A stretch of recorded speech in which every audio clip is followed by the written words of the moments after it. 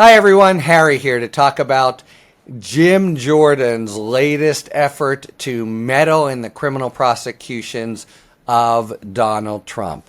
All right, the headline is he has sent a subpoena to the CEO of a political consulting firm.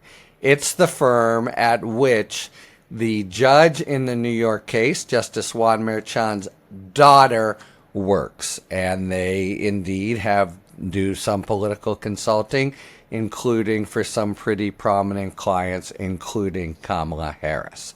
So Trump, as you may recall, has made repeated efforts to get Merchan to recuse, and that's something, of course, he always does in any case, except the perennial exception for Eileen Cannon.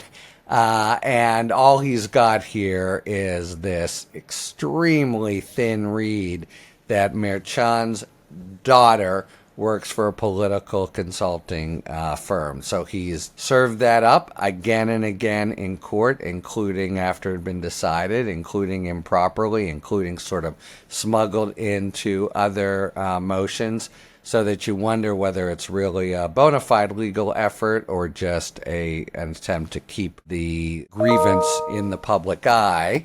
But the argument that, what Merchan has decided, and it's not a close call, is how could his impartiality reasonably be questioned because a daughter works for a consulting firm that does some work on Democrat campaign? That is, if you look at, say, the classic, is there a conflict? Trump tried to present that at one point. Well, his daughter makes money, and maybe that will somehow float to his advantage.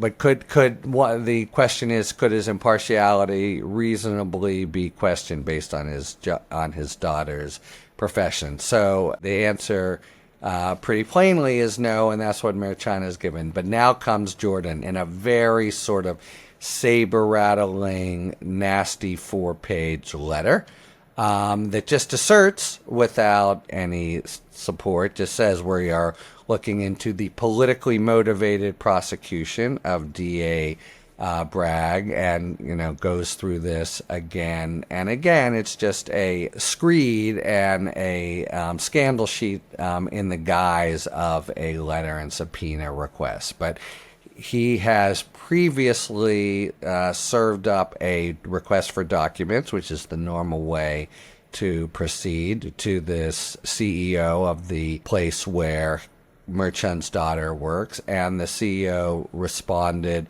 look, I don't know, we have nothing about this. Anything that, what he's ostensibly looking for is communications between the daughter and Merchan, which would have no possible relation to the work they do, right? So he said, anything there would be personal. And by the way, we have nothing.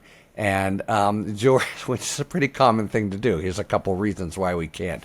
And Jordan says, oh, well, this shifting representation. First you say that it would be unrelated to Authentic or its clients. Then you say you don't have responsive documents. This shifting representation raises significant doubt about the accuracy of your assertions. A very, very benign response. We don't have any, and it would be personal anyway. That's we've got you.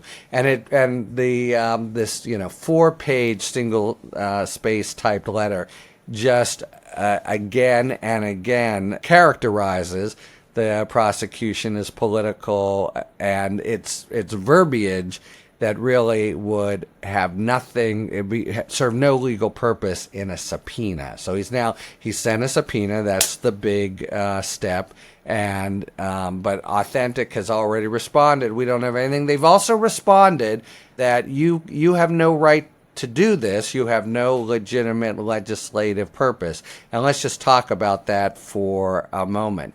We're talking about the Committee on the Judiciary of the Congress that oversees the federal judiciary and sets their salaries and the like.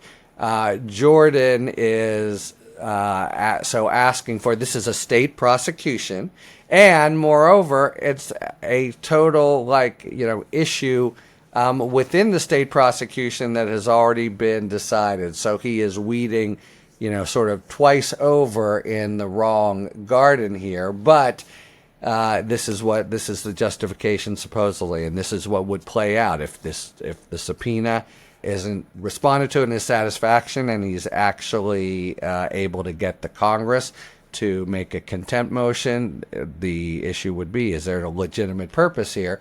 And this is what he says. Congress has a specific and manifestly important interest in preventing politically motivated prosecutions of current and former presidents, especially in venues in which real or perceived biases exist.